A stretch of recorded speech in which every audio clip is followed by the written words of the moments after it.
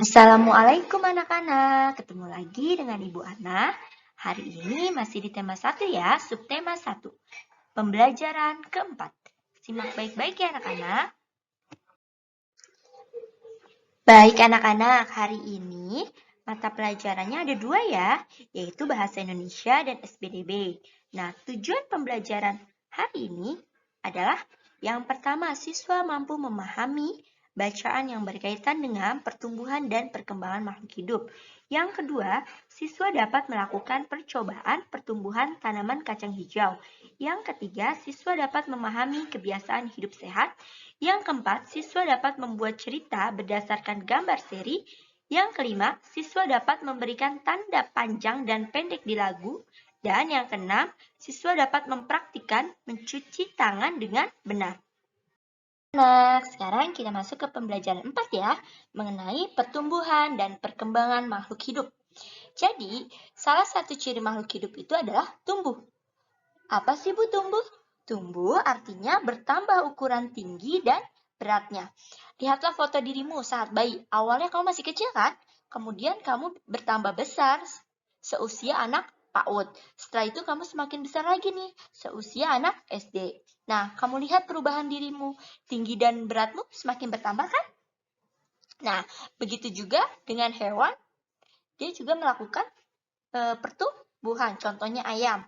Jadi sebelumnya ayam itu masih dalam bentuk telur, setelah dierami oleh induknya, maka telurnya akan menetas dan keluarlah anak ayam. Kemudian anak ayam itu semakin besar menjadi ayam muda. Pada akhirnya ayam itu bertambah besar akan menjadi ayam jago. Nah, bukan manusia dan hewan saja, tetapi tumbuhan pun mengalami pertumbuhan. Misalnya nih, tumbuhan kacang hijau pada awalnya berupa biji kacang hijau, lalu muncul akar dari batang. Nah, batang semakin tumbuh, kemudian tumbuh daun kecil. Perhatikan gambar juga ya anak-anak. Setelah itu batang mengalami pertumbuhan yang pesat. Pada akhirnya batang bertambah tinggi dan daun pun bertambah besar. Faktor eksternal yang mendukung pertumbuhan dan perkembangan makhluk hidup ada sebagai berikut, ada 5 ya. Yang pertama suhu, kedua cahaya, ketiga kelembaban, keempat oksigen, dan yang kelima air dan zat hara. Nah, suhu, jadi tumbuhan dapat tumbuh dengan baik pada suhu yang sesuai. Sedangkan cahaya, jadi semua tumbuhan hijau itu pasti memerlukan cahaya.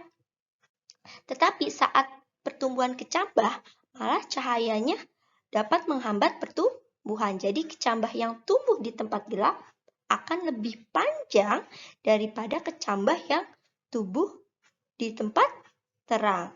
Nah, pertumbuhan-tumbuhan yang cepat di tempat gelap disebut etiolasi ya. Lalu yang ketiga kelembaban. Nah, udara yang lembab menghambat penyerapan unsur hara. Unsur hara itu dinamakan mineral ya. Dari dalam tanah yang sangat penting bagi pertumbuhan tanaman. Lalu yang keempat, oksigen.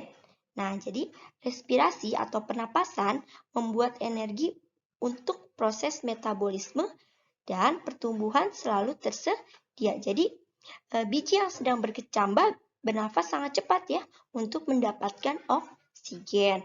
Lalu yang kelima, air dan zat hara. Jadi, setiap jenis tumbuhan itu memiliki perbedaan kebutuhan air untuk pertumbuhannya. Jadi, tumbuhan yang menggunakan mineral-mineral untuk membentuk klorofil dan dinding sel. Nah, ada 3 nih mineral yang penting bagi tumbuhan. Yang pertama nitrogen, yang kedua fosfat, dan yang ketiga kalium. Selain itu, tumbuhan juga memerlukan karbon, hidrogen, dan oksigen yang didapat dari udara agar tumbuh dengan baik serta menghasilkan bunga dan buah. Nah, dari bacaan yang sudah Ibu jelaskan, nanti kalian isi ya di sini. Apa arti tumbuh? Terus mengapa biji yang berkecambah tumbuh sangat cepat? Nah, terus yang ketiga, tuliskan faktor eksternal yang mempengaruhi pertumbuhan dan perkembangan makhluk hidup. Ada di bacaan ya. Yang keempat, apa arti respirasi? Dan yang kelima, pertumbuhan-tumbuhan yang cepat di tempat gelap disebut apa? Tadi yang sudah Ibu jelaskan ya. Nah, kalian baca lagi bacaannya ya. Nah, kegiatan 2 nih, faktor eksternal pendukung pertumbuhan. Nah, nanti kamu jelaskan faktor eksternal pendukung pertumbuhannya ya di kotak ini. Ini juga tugas. Lalu yang kegiatan 3, menulis istilah dan artinya. Nah, dari bacaan teks tadi yang sudah Ibu jelaskan, kalian tulis di sini. Ada istilah-istilah yang masih asing. Contohnya kayak tadi, respirasi. Tulis di sini. Nomor 1, respirasi artinya apa? Pernafasan. Seperti itu. Dan kalian lanjutkan ya. Yang menurut kalian ada istilah yang masih asing. 4. Melakukan percobaan. Nanti kalian lakukan ya percobaan ini di rumah. Kalian siapkan beberapa butir biji kacang hijau, gelas kaca bening atau wadah bekas air mineral, lalu kapas. Nah, langkah-langkahnya sebagai berikut. Yang pertama kali kamu lakukan, basahi kapas dengan air. Yang kedua, letakkan kapas basah di dasar gelas. Yang ketiga, masukkan 3-5 buah biji kacang hijau ke dalam gelas, lalu tetesi kapas dengan air setiap harinya. Setelah itu, amatilah setiap 2 hari sekali. Nah, nanti kalian salin tabel di bawah ini ya, yang ada hari ke, panjang akar, tinggi, batang. Kalian salin di buku tulis tematik kalian. Jadi kalian amati nih, kalau udah hari ketiga, panjang akarnya berapa sentimeter, lalu tinggi batangnya berapa sentimeter, dan seterusnya ya, hari kelima, ke-7, ke-9, dan ke-11. Nanti kalau sudah sampai hari ke-11, tugasnya difoto ya, dikirim ke WA Ibu. Oke. Nah, lanjut. Nah, perhatikan ya. Pertumbuhan dan perkembangan manusia yang baik juga tergantung pada kesehatannya. Jadi, untuk menjaga agar tubuh tetap sehat, maka kita harus melakukan nih beberapa kebiasaan sebagai berikut. Yang pertama, makan dan minum yang halal dan bergizi. Yang kedua, olahraga yang teratur. Yang ketiga, memakai pakaian yang bersih. Yang keempat, mencuci tangan sebelum makan. Yang kelima, mandi yang bersih dan teratur. Yang keenam, sikat gigi yang teratur. Yang ketujuh, harus menggunting kuku yang rutin.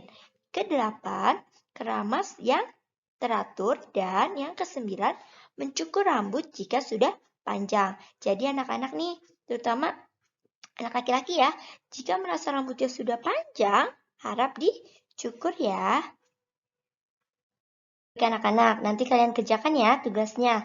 Nih, dari 9 kebiasaan di atas, tuliskanlah apa saja kebiasaanmu. Jadi kalian pilih nih, dari 9 yang tadi sudah Ibu jelaskan, apa kebiasaanmu? Ditulis di kotaknya ya. Lalu tanyakan juga kepada kedua temanmu tentang kebiasaannya. Atau enggak, kamu tanya dengan adik kamu di rumah atau kakak kamu ya. Boleh. Lalu nanti bandingkan kebiasaan dirimu dengan kakak kamu atau adik kamu. Adakah kebiasaan yang berbeda? Nah, jika berbeda, boleh tulis kebiasaannya di kotak tersebut ya. Lalu, ayo presentasikan. Nah, kamu juga nanti tuliskan cara kamu mencuci tangan dan menggosok gigi yang baik. Pertama apa nih mencuci tangan? Kedua telapak tangan digosok. Yang seperti itu ya. Oke. Sekarang kegiatan 2, membuat cerita berdasarkan gambar seri. Nah, kalian perhatikan gambar di sini ya. Nah, setelah kalian perhatikan gambar, buatlah cerita berdasarkan gambar yang ada secara berurutan. Kalian tulis nih ya ceritanya di kotak ini. Setelah itu kalian simpulkan tentang gambar di atas. Bagaimana yang seharusnya dilakukan? Seperti itu. Nanti kita nyanyikan lagu sebelum kita makan ya, karya Pak Kasur secara bersama-sama nanti di jam terakhir ya, jam terakhir tematik. Berarti ada di jam 10.30. Nanti kita bareng-bareng nih menyanyikan lagu ini ya. Nanti Ibu menggunakan Google Meet. Nah, kalian perhatikan ya, Praktik mencuci tangan. Jadi sebelum mencuci tangan, perhatikan gambar cara mencuci tangan yang benar. Nanti kalian praktikkan di rumah ya. Oke, tugas pembelajaran keempat ya. Hari ini tugasnya ada 3, yaitu di halaman 29 dan 30, yaitu kegiatan 1, 2, dan 3. Lalu halaman 31 melakukan percobaan.